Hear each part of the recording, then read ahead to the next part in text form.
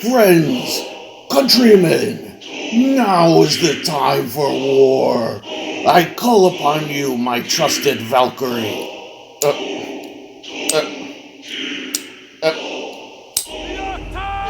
Oh shit.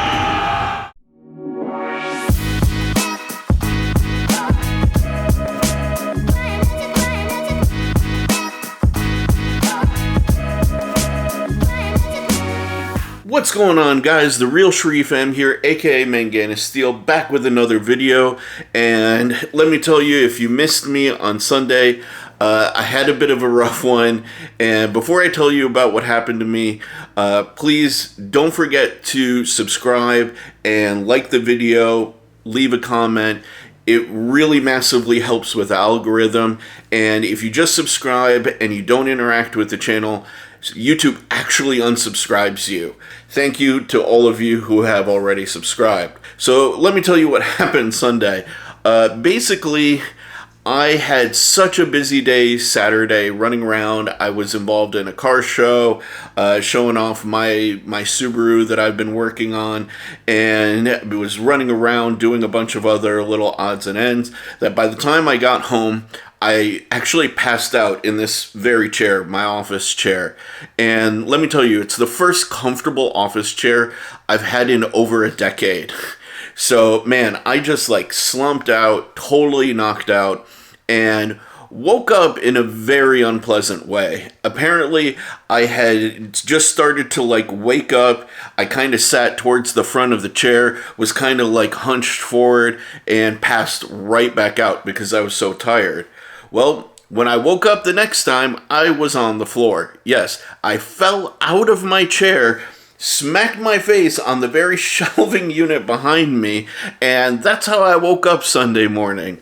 So I wasn't feeling in the best moods or in the best sort of ways to upload or do any YouTube stuff. So I just decided to take it as a bit of a personal day. I hope you'll excuse me. Now, on to the subject of today's video. Man, I gotta tell you about a knife that is probably my least favorite knife I've ever had, in my possession for any length of time, and that's this Vosteed Valkyrie. I know Vosteed's been getting a lot of hype lately, and quite frankly, I don't seem to understand it. I have this guy, the Valkyrie, and the Labrador in for review. And while I do like the Labrador better, wait till you see my review on it because I do have some opinions on this guy as well. But we're here today to discuss the Valkyrie. And let me tell you, man, this is just, in my opinion, one of the worst thought out knives that I've ever handled, and for a number of reasons. But before I get into what I don't like about it, I will tell you some of the positives. One, I do think, or the primary positive, rather than one and listing them, the primary positive about this knife is that it is truly ambidextrous, right? Between the flipper tab, the thumb studs, and the reversible pocket clip, as well as the plunge lock, this is a knife that can be handled equally by righties and lefties. So if you're a lefty, this thing actually has some, usefulness to you. And even if you have to switch hands, while you're working on a job, use your right hand to secure whatever you need to cut, you can easily work this knife with your left. Now, that's about the end of what I like about this knife, really, because so much of this knife I feel is kind of poorly thought out that I cannot give it a pass on any level. So let's start with what I dislike the most, and that is that this knife is completely designed just for fidget factor, and it pisses me off because really it doesn't, it hampers its capabilities as a knife, and it even hampers its ability to be deployable with some of the decisions they made, right? So right out of the box, they could have just stuck with like the 3 primary deployment methods that work. They have a flipper tab, they have the plunge, and they have the thumb studs, right? Works beautifully. Works beautifully. Even there, works beautifully, just depressing the button and flicking the knife, okay? My real issue is they added the front flipper to it. It's completely unnecessary, and let me show you why. Because of the nature of where this peak is on the front flipper, you have to choke up pretty high on the knife to get any sort of, and I can't get it consistently with this guy. You really can't get a good access to the front flipping action if you're choked up down low. You don't have the torque, and you don't have the angle on your thumb to be able to rotate it. So you gotta choke up. The reason why that's a problem is because when you choke up, now your finger meat is right in the pathway of that flipper, and if it doesn't pinch your finger into the liners, it is absolutely going to hit your finger and, you know, impede your ability to front flip the knife. So why did they add it, right?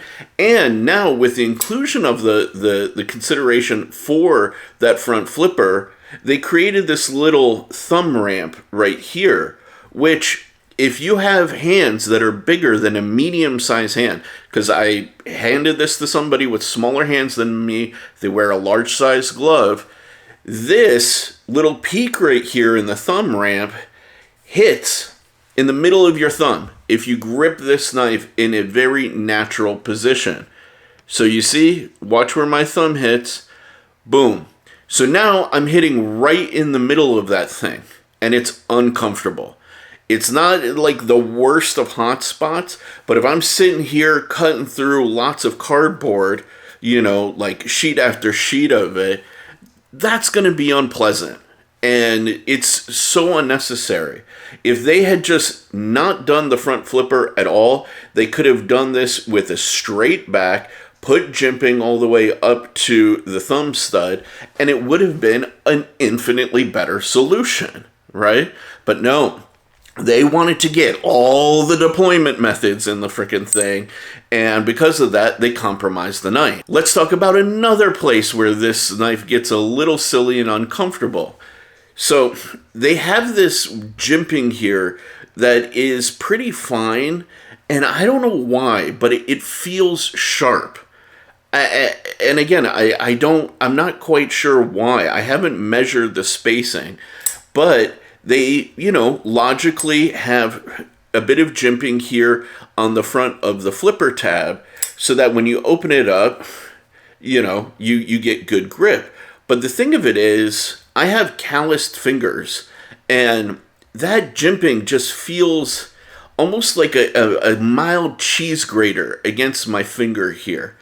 But that's not really the part that I'm most concerned about.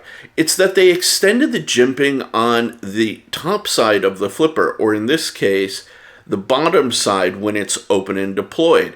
And I'm not sure why it's there, okay? If you choke up on this knife in the natural position, and you use this, what is clearly defined as a finger choil, right? Because if it was simply just a traditional cutout, it would be so much smaller. But no, they cut this out with the intention of having it be an index point for your finger. Why is this there? Why is the jimping there at all? And on top of that, the finger choil is not cut up big enough for somebody with bigger hands.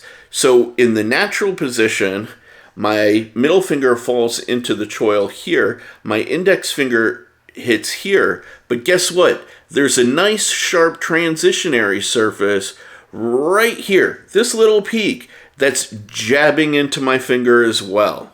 So we've got a jabbing point here and a jabbing point here, and then you got this cheese gratery, you know, sort of jimping on top of that, and it makes the knife uncomfortable. It just does. It's, again, it's not the worst thing I've ever experienced, but it is unpleasant.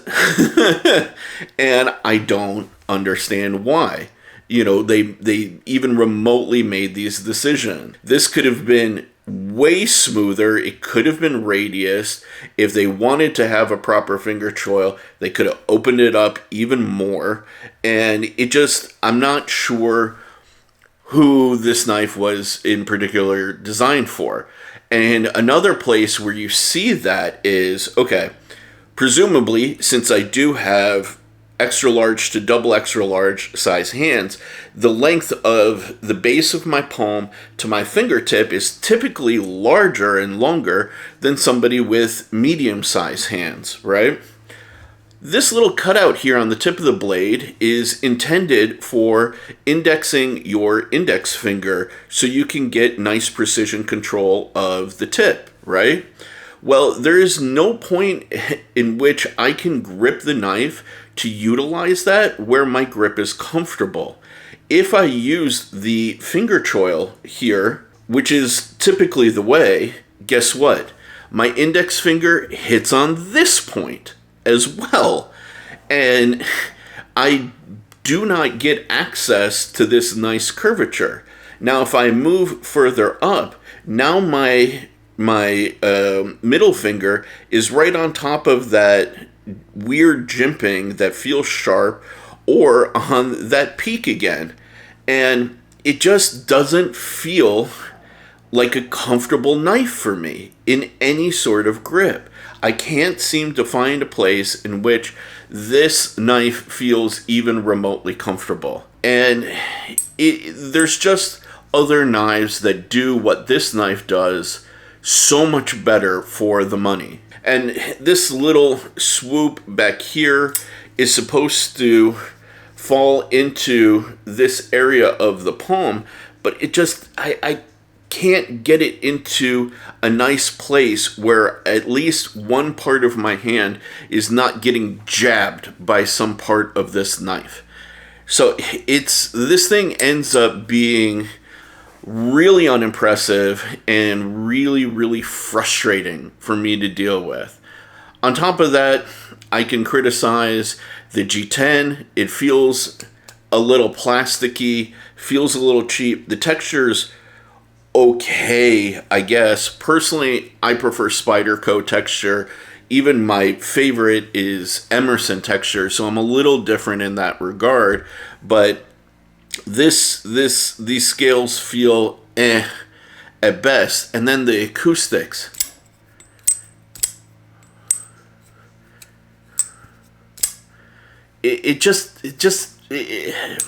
No. Let me show you some examples of knives that do what this knife does, but oh so much better. I can't remember which launch this is, but this launch by Kershaw does everything that Valkyrie does infinitely better. The pinch grip ergos are beautiful. I mean, my middle finger falls into this middle finger choil, locks me in. I've got nice, precise tip control. This curvature right here just falls into my palm with such ease and such control and comfort. This thing is a dream to handle over the Valkyrie.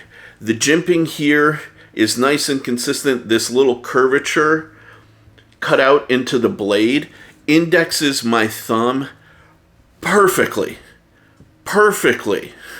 And I get the benefit of a nice Wharncliffe blade with a nice little piercing tip here. And every aspect of this knife in terms of control, ergonomics, everything is infinitely better. And the two of them are not that dissimilar in size, actually. If we put them side by side, they're really, really close. Let me see if I can line these two guys up butt to butt. There you go. Not that dissimilar in size. Maybe, what, at most a half an inch? And that's even not completely lined up. So maybe closer to a quarter of an inch difference in overall length. But the Kershaw is so much better in every regard. Now, if you cannot own an auto in your area, you know what's another knife that's so much better in every regard than this Valkyrie? The Spyderco Smock. This is on loan to me from my buddy and brother, said Stevie, and this thing is phenomenal in comparison. Again, every single ergo is so much more comfortable. This little kick down right here nestles perfectly into the palm.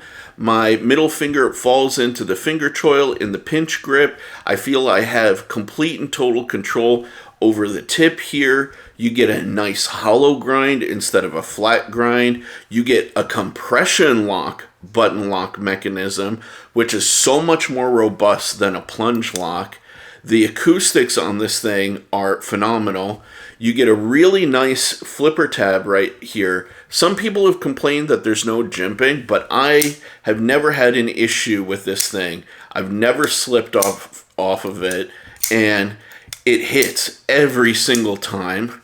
This thing also has the Spidey hole, so I can reverse flick it, or I can thumb flick it. I can slow roll the thing if I want, which is very nice.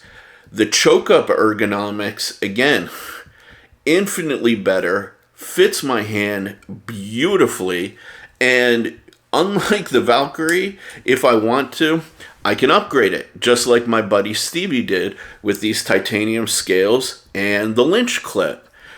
So, I don't understand. I don't get it. This is everything that the Valkyrie tries to be, but so much better, designed and made by a proper knife maker, not somebody who's trying to make a fidget toy into a knife. And really, like, this one in particular comes in what? CPM M4, which is an infinitely better blade steel than the 154 CM. I'm pretty sure it's 154 CM, right? If I remember yeah, it's 154 CM, so it's not even like a powder metallurgy steel. So, like, get this. Get the Smock. Skip the Valkyrie. All day, every day. And if you want to get an auto and you don't mind, 154, get this. Because at least this is CPM 154. So you get a powder metallurgy, you get a made in America auto knife with infinitely better ergonomics. It's lighter, and it's more effective as a tool than this thing. I don't get it. I don't get it. This literally is in the running for potentially the worst knife design that I've ever handled. It's ultimately fairly generic, and what all of these little niggles that I pointed out is, this makes this an absolute pass for me. I don't like it. I don't appreciate it, and yeah, really, this is the first knife I'm gonna give an absolute 2 thumbs down.